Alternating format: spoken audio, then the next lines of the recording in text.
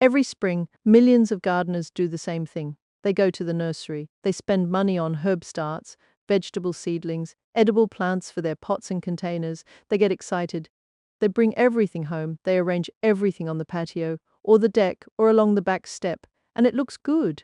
It looks like the start of something real. And by late summer, most of it is dead, or bolted, or just done. So they do it again next spring. Same nursery, same plants, same money, same result, year after year after year. That cycle is not your fault. That cycle is the business model. Because here is what the nursery does not put on the label. There is a whole category of edible plants that do not die at the end of the season. Plants you put in a pot once and then harvest from for years. Plants that go dormant in winter, come back in spring, and just keep producing. No replanting, no starting over, no spending the same money again and again on the same plants that were never designed to last. 9 of them, all container-friendly, all genuinely low maintenance, all edible in ways that will actually change how you cook, how you shop, and how much you spend at the grocery store on herbs and fresh produce that you only use half of before it goes soft in the back of the fridge. And the one at number 6, most gardeners in the United States and Canada have never even heard of it. It has been grown in European kitchen gardens for centuries. It gives you one of the most popular flavors in cooking from a plant that costs a few dollars once and produces for a decade. I will come to it when we get there. Let us start from the beginning. Plant number 1. Chives. Picture a pot by the back door. Nothing fancy, just a simple terracotta pot sitting on the step, catching the morning sun. And every single time you cook eggs or baked potatoes or soup, you walk out, snip a small handful of stems, and walk back in. No planning, no shopping, no wilted bunch in the back of the fridge that you paid $3 for and used twice before throwing the rest away. Just the pot, the scissors, and the plant that is already there. That is what chives do. And they do it for years. Here's what most people do not know about chives. They are not just a herb. They are a perennial allium, which means they have an underground bulb structure that survives winter, goes dormant, and comes back every spring. Bigger and more productive than the year before. One plant becomes a clump. One clump becomes something you divide and spread across multiple pots, or give to people who will be genuinely grateful. The facts. Chives are hardy to USDA zones 3 through 9. That covers essentially the entire continental United States, virtually all of Canada's main growing regions, and most temperate climates worldwide. In cold winters, they die back completely and return reliably in spring, often appearing before anything else in the garden has woken up. In milder climates, zone 7 and warmer, they may stay green and productive almost year-round. They grow in full sun to partial shade. They will produce in a pot as small as 6 inches across, though a 10 to 12-inch pot gives you 2 to 3 years of strong, dense production before they need dividing. No rich compost required, no regular fertilizing. They want sun, occasional water, and that is essentially it. One plant, one pot, one afternoon in spring to get it established, and then you walk past it every day for the next 3 years and take what you need whenever you need it. And here is the unexpected benefit most gardeners never discover. The flowers are edible, round, purple, slightly oniony, and genuinely beautiful. They appear in late spring and early summer, and they will attract bees to whatever else you are growing nearby. If you leave some flower heads to go to seed, you will find chive seedlings appearing in surrounding pots within a season. Free plants, no effort, just the plant doing what it naturally does. The one care tip: every 3 years or so, the clump gets congested and production slows. The fix is simple. In early spring, lift the whole clump out, pull it apart into smaller sections. Replant one section back into the pot with fresh compost, give the others away, or start new pots. Done. 15 minutes of work every 3 years, and in exchange, you never buy chives again for the rest of your life. That is what a $10 plant and a single pot on the back step actually gives you. If you're not subscribed yet, hit the subscribe button now. YouTube will not keep showing you this channel unless you do. Not slow it down. Stop. Hit subscribe. It is free, and it will always be free. Plant number 2. Mint. Now, everyone has heard that mint spreads, and that is completely true. In the ground, mint is aggressive. It sends out underground runners in all directions, moves into spaces you did not invite it into, and given enough time, it takes over. But here is what nobody tells you. A container is not just a way to grow mint. A container is the ideal way to grow mint. The pot does the work of containing it for you. You get all the vigor, all the productivity, all the resilience, and none of the invasion. And mint in a pot is one of the most productive edible plants you can grow. It comes back harder every year. The root system gets stronger. The spring growth is more vigorous than the previous year. It laughs at neglect. It survives heat, cold, inconsistent watering, and conditions that would kill most other herbs without complaint. Mint is hardy to USDA zones 3 through 8. It dies back to the soil in cold winters and returns in spring with new growth that is often stronger and more fragrant than what you had before. The underground rhizomes survive deep freezes that would finish most edible plants. There are dozens of varieties, and they are all worth considering. Spearmint for cooking, peppermint for teas and infusions, apple mint for fruit salads and cold drinks, chocolate mint for desserts, Moroccan mint, almost impossibly fragrant, the traditional tea mint. You could fill an entire container display with nothing but different mint varieties and have a different fresh herb for every use, from spring through to the first hard frost. And there is a moment every spring when you spot the first new mint shoots pushing through the soil after winter, bright green, impossibly fresh, appearing almost overnight. That moment does not get old. It is the garden reminding you that it is still there, still working, still ahead of you. The unexpected benefit. Mint is a natural insect deterrent. Aphids and certain beetles actively avoid it. Planting mint near tomatoes, peppers, or any other edible you value can reduce pest pressure on those plants without any sprays, any chemicals, any extra work. It just sits there and does its job. The one care tip: every 2 years, tip the whole plant out of the pot. Cut the root mass back by about a third. Refresh the compost. Replant. The plant will look set back for a week or two. Then it will come back with growth that is stronger, fresher, and more fragrant than anything it was producing before. 10 minutes every 2 years, that is the total maintenance requirement for one of the most useful edible plants on a deck or patio. Drop your location in the comments. Tell me what you're growing and where. A garden in Zone 4 Minnesota deals with completely different conditions to a garden in coastal Oregon, or central Texas, or southern Ontario. Where you are shapes what works. Tell me. Plant number 3, sorrel. This one fewer people know, and that is a genuine shame because sorrel might be the most useful edible perennial that most American and Canadian backyard gardeners have never tried. Here is what it does. It produces bright green, lemony, slightly tart leaves from very early in spring, earlier than almost anything else you can grow. At a time when the pots are still mostly bare, when nothing has properly woken up, when the nursery is not even open yet, sorrel is already there, leaves already ready, already harvestable.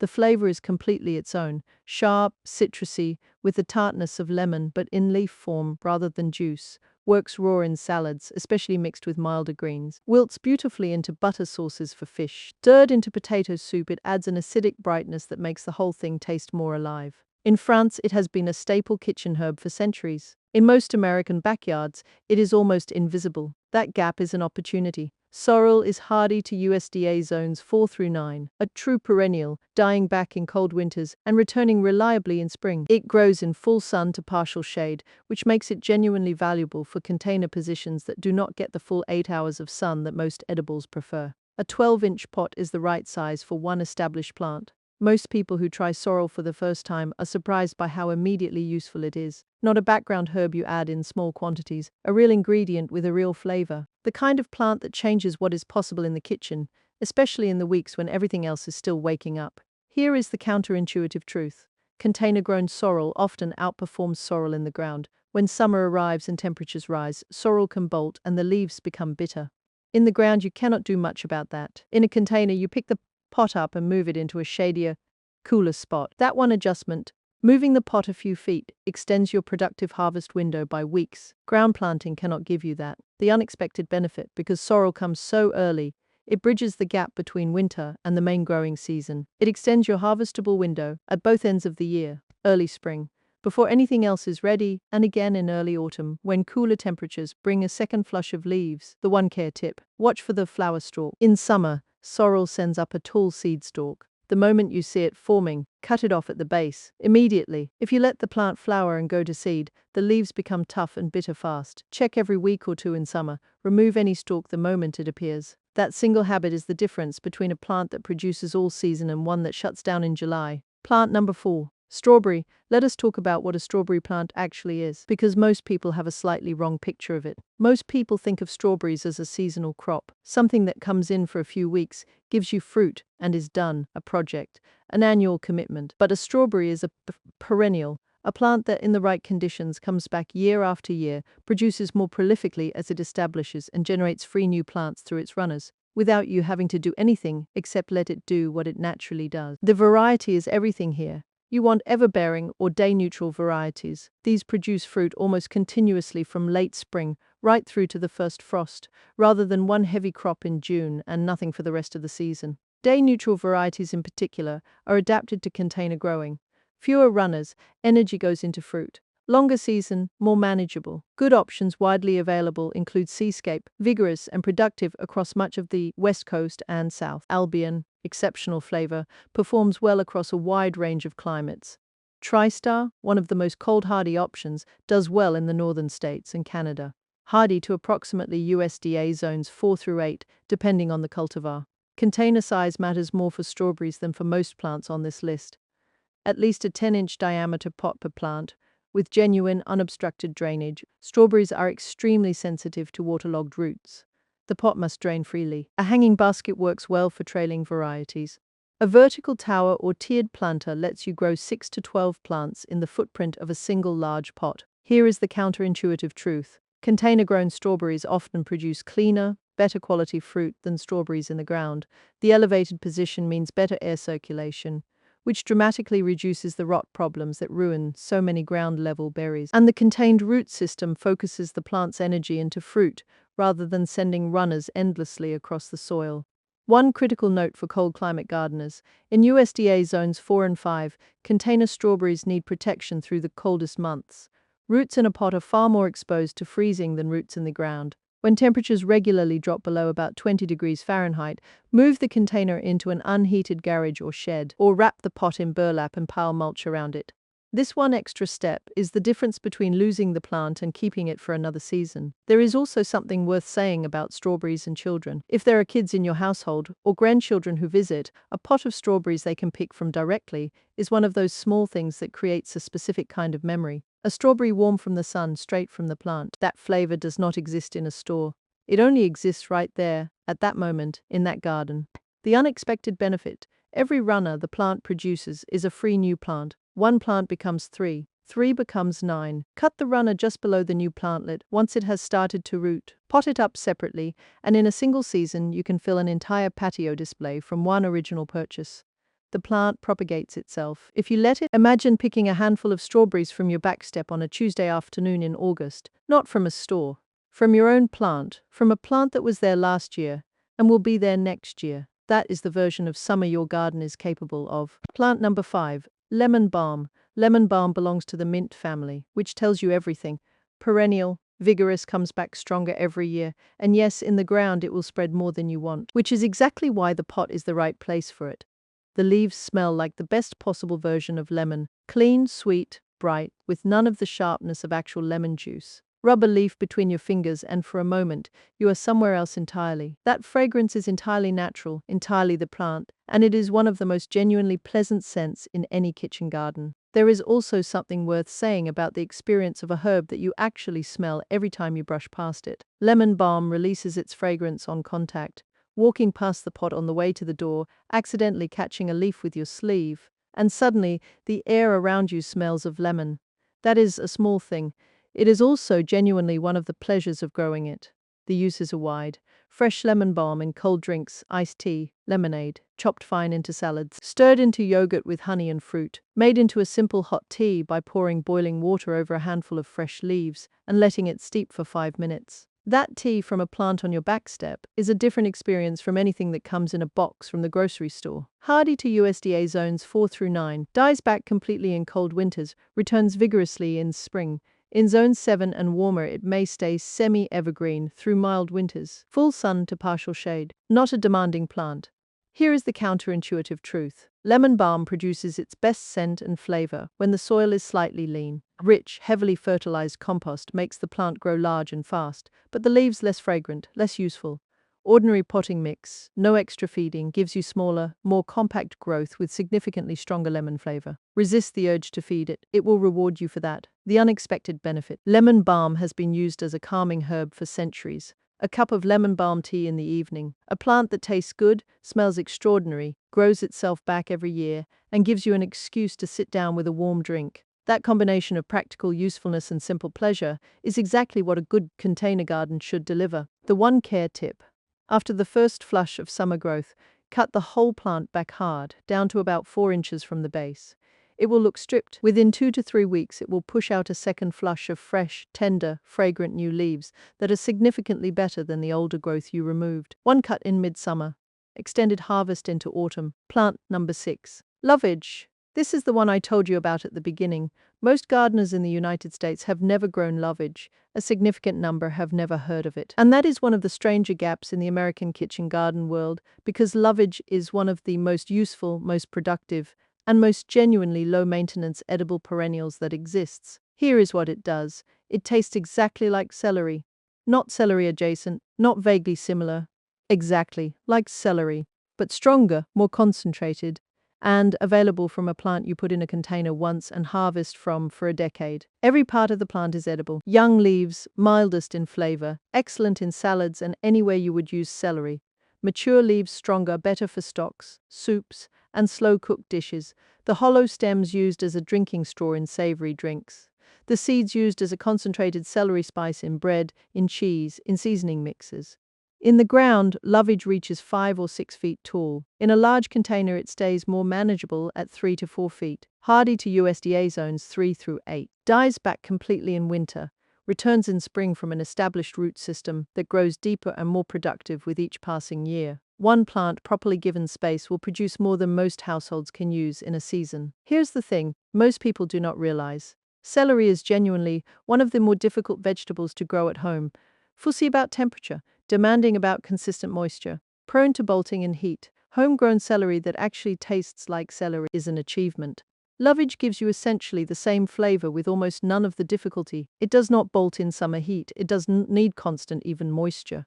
It is not fussy. It is, in practical terms, the low-maintenance version of one of the most popular flavors in cooking. The container requirement: lovage has a deep taproot. It needs a big, deep pot, at minimum 14 to 16 inches wide and equally deep. A half-whiskey barrel planter is ideal. A large galvanized trough works well. This is not a plant for a window box, but give it the container it needs, and it will produce from that pot for years, with almost no attention. If you grow lovage, you will find yourself using it in ways you did not expect. A handful of leaves added to a chicken stock transforms it. A stem dropped into a soup while it simmers. The seeds ground and added to a spice rub. It inserts itself into cooking gradually, as you discover what it does. And then one day you realize you reach for it automatically. That is what a genuinely useful perennial does. It becomes part of the way you cook. The unexpected benefit: the hollow stems are genuinely, traditionally used as a drinking straw, in a Bloody Mary, not as a novelty, as a tradition in parts of Europe where the plant is common. It adds flavor as you drink. If you entertain, this is one of those things people remember. Think about the last time you bought celery, the bunch you used 2 or 3 stalks from and left the rest to go limp in the vegetable drawer. That small waste, repeated weekly, across an entire lifetime of cooking. Lovage replaces that with a plant that is already there, already growing, already ready, and never has to be replaced. Have you ever grown lovage? Tell me in the comments. And if you had never heard of it before today, tell me that too. I want to know how many of you are discovering this plant for the first time right now. Plant number 7. Oregano. Let me say something directly. Dried oregano from a jar is not the same plant as fresh oregano from a pot on your patio. That is not an exaggeration. It is chemistry. The volatile oils that give oregano its warmth, its depth, its distinctive character, degrade significantly in the drying process. What you get from the jar is a shadow of what the fresh plant produces. If you have cooked your whole life with dried oregano and assumed you knew what oregano tasted like, you do not. Not quite. Oregano is hardy to USDA zones 5 through 12. In zones 5 and 6, it dies back in cold winters and returns reliably in spring. In zones 7 and warmer, it often stays semi-evergreen, giving you leaves even in the quietest months of the year. It is a Mediterranean herb, which means its preferences are the opposite of what most gardeners instinctively provide. It wants full sun. It wants poor, lean, gritty soil. It wants to dry out completely between waterings. It wants heat. The conditions most gardeners would call neglect are exactly what oregano is asking for. Rich compost, heavy watering, generous fertilizing, these make it bigger and blander. In a container, oregano does best in a terracotta pot with extra perlite mixed into the compost. Water it when the compost has dried out completely. Then wait another day before watering again. That is the growing environment oregano genuinely thrives in. Here is the counterintuitive truth. Oregano produces its most intense flavor when the plant is under mild stress. Lean soil, strong sun, getting slightly dry, the essential oils concentrate under these conditions. Stress the plant appropriately, and it tastes extraordinary. Coddle it, and it tastes of almost nothing. This is the exact opposite of what most gardeners instinctively do, which is why most gardeners who try to grow oregano are quietly disappointed with the flavor. And here is the practical point worth making. A packet of fresh oregano at the grocery store costs $2 to $3. It contains more than you will use before it wilts. You use a few sprigs and throw the rest away. Do that once a month across a full growing season, and you have spent $30 on something a single pot on your patio replaces entirely. For years, the unexpected benefit. Oregano flowers are extraordinary for pollinators. A pot of flowering oregano in high summer will bring more bees to your patio than almost any other edible plant. If you grow tomatoes, squash, or anything that benefits from pollination nearby, oregano is quietly doing you a favor. The one care tip: in late spring, as new growth is establishing, cut the plant back by about a third. Remove older, woodier stems. Encourage new growth from the base. One cut, the plant does the rest. Plant number 8. Thyme. Thyme might be the most underestimated perennial herb you can grow in a container. And the reason is simple: most people do not know what it is actually capable of. Thyme is evergreen or semi-evergreen in most climates, which means it is one of the very few edible plants you can harvest from in winter. Not every winter in every location, but in zone 6 and warmer, a pot of thyme will often hold its leaves through the coldest month and give you something to harvest when everything else in the garden is completely dormant. That kind of reliability has no equivalent among common herbs. Thyme is hardy to USDA zones 4 through 9, genuinely drought-tolerant once established, tolerates poor soil, tolerates neglect in ways that would quickly finish most herbs. In every practical sense, one of the most forgiving edible plants you can put in a pot. Like oregano, it is Mediterranean. Full sun is essential. Free-draining compost strongly preferred. Terracotta or unglazed clay pots work better than plastic because they breathe and allow excess moisture to escape. Thyme does not want to sit in damp compost. Getting the drainage right is the single most important variable. Thyme is also one of the few herbs that genuinely improves as it ages. A young thyme plant is useful. A 3 or 4-year-old thyme plant, woody at the base, trailing beautifully over the rim of a terracotta pot, producing dense growth across a wide area, is extraordinary. It becomes a feature in its own right, something you point out to visitors before they even ask about it. The visual case for thyme is worth making. Thyme allowed to trail slightly over the edge of a pot is genuinely beautiful. Tiny leaves on woody stems. The small purple or white flowers in early summer, ornamental and edible simultaneously. On a patio or balcony where every pot needs to earn its place, that combination is exactly right. Here is the counterintuitive truth. Like oregano, thyme delivers its best flavor under mild stress, full sun, lean soil, infrequent watering. The essential oils concentrate when the plant is working rather than growing easily. Grow it hard, within reason, and it tastes exactly as it should. Grow it gently, and you will wonder what all the fuss is about. The one care tip: after thyme flowers in early summer, give it a light trim. Remove spent flower heads and cut the new growth back by about a third. This keeps the plant producing soft, harvestable new stems well into autumn. Without this cut, thyme becomes increasingly woody and fresh production decreases. Think about a roast chicken on a Sunday evening. Fresh thyme tucked under the skin, scattered through the roasting vegetables, the fragrance that fills the kitchen while it cooks. Herbs from a pot 2 feet from your back door. Not from a plastic packet that costs $3, was used for 5 minutes and will be in the bin by Wednesday. Plant number 9. Welsh onion. Most of you have never grown this plant. Some of you have never heard of it. Both of those things are about to change. Welsh onion, also known as bunching onion or Japanese bunching onion, is a perennial allium that does not form a bulb. Instead, it grows in a clump of hollow green stems, exactly like a scallion or spring onion. You harvest it the same way. The flavor is mild, clean, and genuinely pleasant. And unlike a regular scallion, which you plant, harvest once, and are done, Welsh onion simply keeps coming back. You cut the stems. More stems grow from the same root. You harvest again in a few weeks. The clump gets bigger each year. After 2 or 3 seasons, you divide it and now you have 2 plants. Then 4, then 8. From one original purchase that probably cost $3 or $4. Welsh onion is hardy to USDA zones 4 through 9, with some varieties performing reliably into zone 3 with a winter mulch. In cold climates, it dies back in winter and returns in spring. In zones 7 and warmer, it can be harvested almost year-round. Fresh stems in the middle of winter when most edibles have stopped completely. The flowers that appear in early summer are edible, round, white to pale lavender, with a stronger, more intense onion punch than the leaves. Drop them into a salad whole. Surprise every single person you serve it to. Here is the thing the nursery does not tell you. Scallions are among the most commonly purchased edible plants in the United States. People buy them constantly. They use 2 or 3. They throw the rest away, or they grow them from seed, harvest once and start over. That cycle, repeated season after season, costs money and time. Every year without end. Welsh onion eliminates that cycle entirely. Same flavor, same use in the kitchen, same appearance on the plate, but it comes back every year from the same root system, divides itself into free additional plants, and requires almost no attention between harvests. It is the permanent version of a plant most people treat as temporary. There is a quiet confidence that comes from having a permanent edible garden. Not the anxiety of the annual gardener, wondering whether the seeds will germinate, whether the seedlings will survive, whether the investment will pay off before the frost comes, but the confidence of knowing that the clump in the corner was there last year, is there this year, and will be there next year. Bigger, more productive, already done, container size.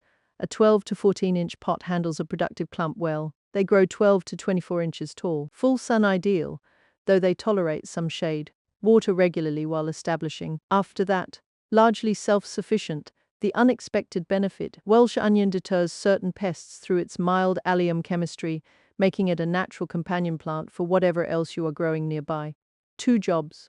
1 plant, same pot, same space. Picture your patio in late October, the growing season winding down, the tomatoes finished, the basil gave up, the pot's thin and tired, and in the corner, the Welsh onion clump is still there. Still green, still producing, stems ready to cut for dinner on a cold Tuesday evening. No trip to the store, no wilted bunch from a plastic bag. Just the plant, already there, already ready. That is the version of your edible garden that is actually possible. Let us bring this together. 9 edible plants. All perennial, all container-friendly, all capable of producing for years from a single purchase. Chives for your eggs and soups. Year after year, from a pot that divides itself for free. Mint in a container that solves the spreading problem and gives you more fresh herb than you can use. Sorrel filling the gap in early spring when nothing else is ready. Strawberries that fruit across a long season, send out free new plants, and come back more productive as they establish. Lemon balm that makes the strongest possible case for never buying herbal tea bags again. Lovage, the plant most of you had never heard of before today, giving you celery flavor on demand from a pot that lasts a decade. Oregano that tastes nothing like the dried version in the jar, and proves it the first time you cook with it fresh. Thyme that stays evergreen through winter, trails beautifully over a terracotta rim, and gives you something to harvest on the coldest days of the year. And Welsh onion, the permanent version of the scallion, never replanted, never starting over, always there.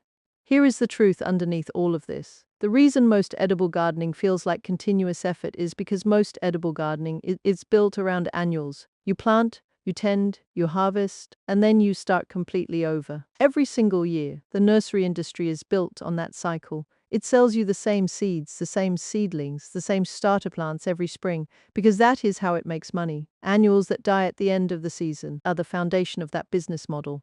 The nursery is not going to tell you this, because the nursery makes money every time you come back. Every spring, same plants, same money, same cycle. The perennial edible garden is a direct threat to that model. One good decision, made once, that removes you from the cycle permanently. That is what this list is. 9 decisions, made once. Perennial edibles break that cycle, not because they are magic, but because they are the plants that actually fit the way most of us want to garden. We want to put something in a pot and benefit from it for years. We want the investment to compound, not reset. Every plant on this list gets better with age. Chives divide and multiply. Mint grows a stronger root system each year. Strawberries establish and fruit more prolifically. Lovage develops a deeper, more productive root. Welsh onion builds a larger, more abundant clump. These plants are not just surviving. They are accumulating value, making your garden more productive every year, without requiring more from you. Your backyard, your patio, your deck, your balcony is capable of being a permanent edible garden. Not a project you restart from nothing every April. A living resource that is already there, already producing, compounding its value year after year. You just learned which 9 plants to start with. Subscribe now if you have not already. Hit the bell so you do not miss what comes next. And leave a comment below telling me 2 things.